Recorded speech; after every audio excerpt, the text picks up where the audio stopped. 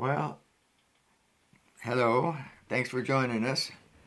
Today's table talk, I want to talk about um, a play that our card shows, the one we got from the casino. If you have a 12, if you get dealt a 12, and the dealer is showing, this is the dealer's hand, if he's showing a 2 or a 3, what do you do? And this card, I'm not going to bring it down and focus it, but I'll show you. It calls, there's a 12 right here against a 2 or a 3 that's green. So they're saying they hit right there. So the current card from the casino book is if you have a 12 against the dealer's 2 or a 3, they recommend you hit. And we've been kind of went along with that up until now, but I just wanted to take a quick look and see what's really going on here. So if you have a 12 and you hit it, you could get any card. There's 13 cards you can get. But if you hit and get a 10-point card, you break right away. And the dealer doesn't have to do anything. He just wins your money. So right away, those are bad cards. Okay? Then, let's see what the good cards could be. If you have a 12 and you hit with a 6, that's 18, so that's a pretty good hand. A 7 is 19, 8, 20, and the perfect card is the 9, you get 21. And so that gives you 4 cards that are good to hit, when you have 12. It kind of balances out for the 4 terrible ones, and you don't lose immediately. But then what about the rest of the cards?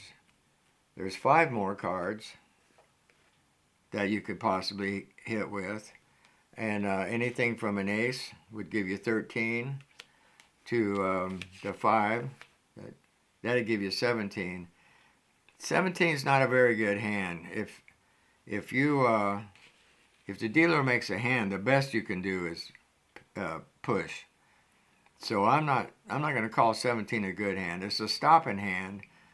And we always call it the mother-in-law hand because you can't hit it even though you want to. But these are 5 bad cards. They're bad. These are terrible because they break you right away. So there's 5 bad ones, 4 terrible ones. That's 9 cards that are bad for you. There's only 4 good cards that are good. So 9 against to 4 that are to your advantage. 9 to 4 is pretty bad odds. Now let's look at what happens if the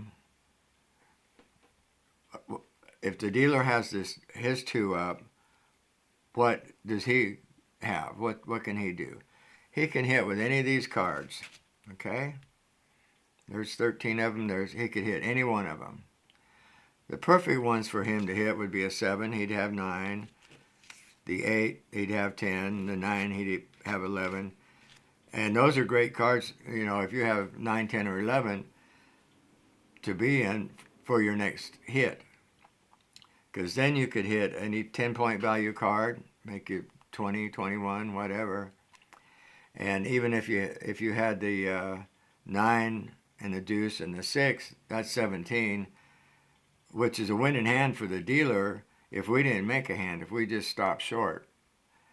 So these are the good hands. These are bad cards for the dealer. And what if he has a 1, 2, 3, 4 in the hole? If he has a 2, that's 4. But the thing about these ones, if he has the 2 in the hole and he's got 4, it means he's going to have to hit 2 times. Because he couldn't catch a 10 and stop. He couldn't catch an ace and stop. He has to hit twice. And every time you hit, you run the risk of breaking. And the closer you are to 21, the higher your risk of breaking is. So the 1, 2, 3, 4, like if he had the 4, okay, that's 6. If he hits a 10, that's 16. Got to hit again. even if he gets the ace the next card, that's soft 17, he's got to hit again. So the 1, 2, 3, 4 is bad for the dealer just because he has to hit twice. Any of the 10-point cards, if he has that in the hole, or the 5, this 6 is actually goes here.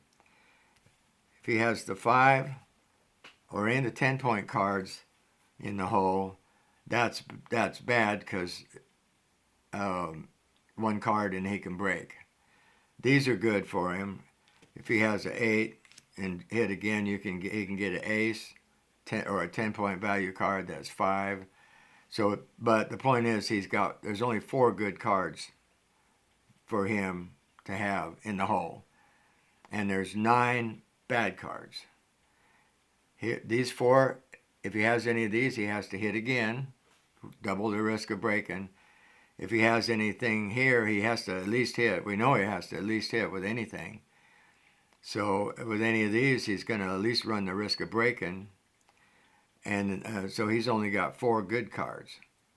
So it basically works out the same for him, the dealer. And I say him, it could be her. But it's the same odds. It's 9-4 against him. Same for us. 4 bad, 5 not good, because they don't really get you into a good hand. And there's only 4 good cards that we could have in the hole that would get us a good hand. So if you have a 12 against the dealer's 2, that doesn't make much sense to hit, because for one thing, there's twice as many, at least twice as many chances that you're going to either break or have a hand that's no good. If you hit your 12 against a 12, so it's 9-4 against you there. If you just sit on it, don't hit, don't break yourself. You throw this, it goes out the window. You don't have to worry about breaking right away. If you break right away, the dealer doesn't have to do anything. He could, whatever he has in the hole doesn't matter. He's won. So why just give it away to the dealer? So it looks to me like I'm not going to be hitting my 12s anymore against a 2, at least. Like I said, these are 2. If he has any of these in the hole, he's going to have to hit 2 cards twice. Every time you hit, you run the risk of breaking. And there's 5 ones that are bad, because then he can break with a 10, 12. If he has the 10 in the hole, there's only 4 cards that are any good to him, but he has to hit again. So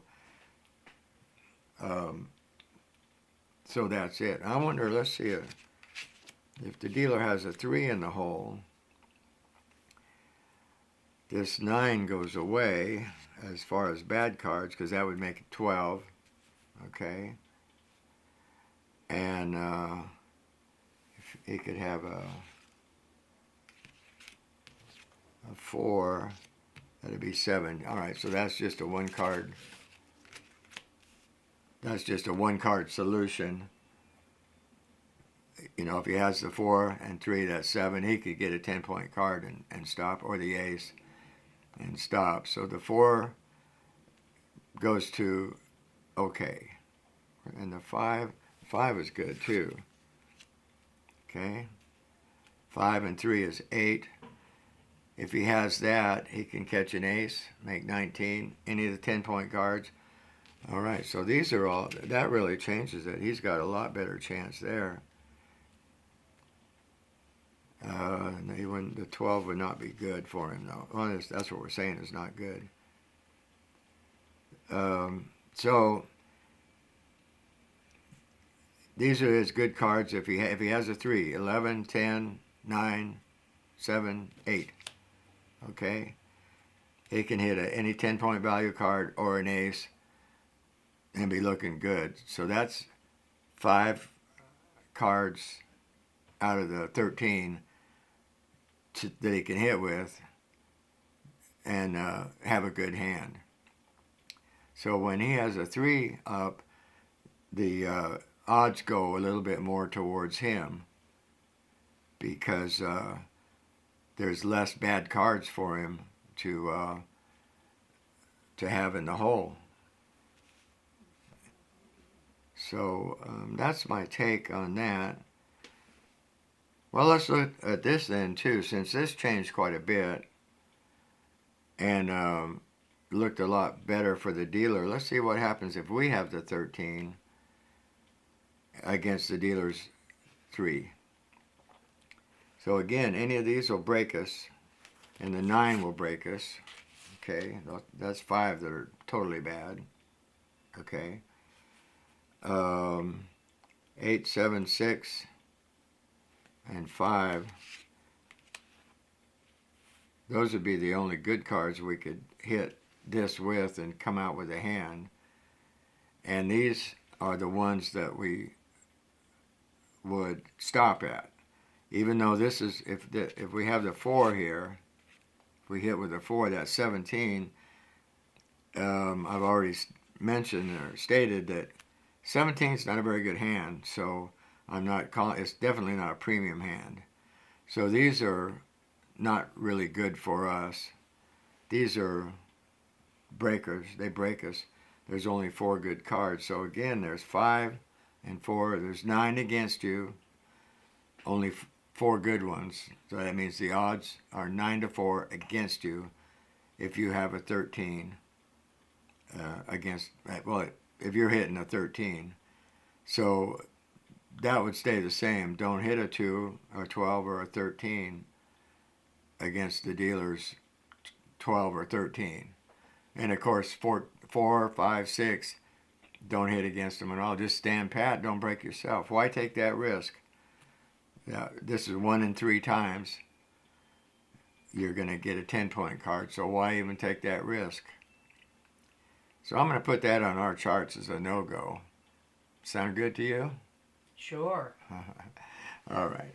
Well, thanks for tuning in, and let's see if we put this to practice in our games.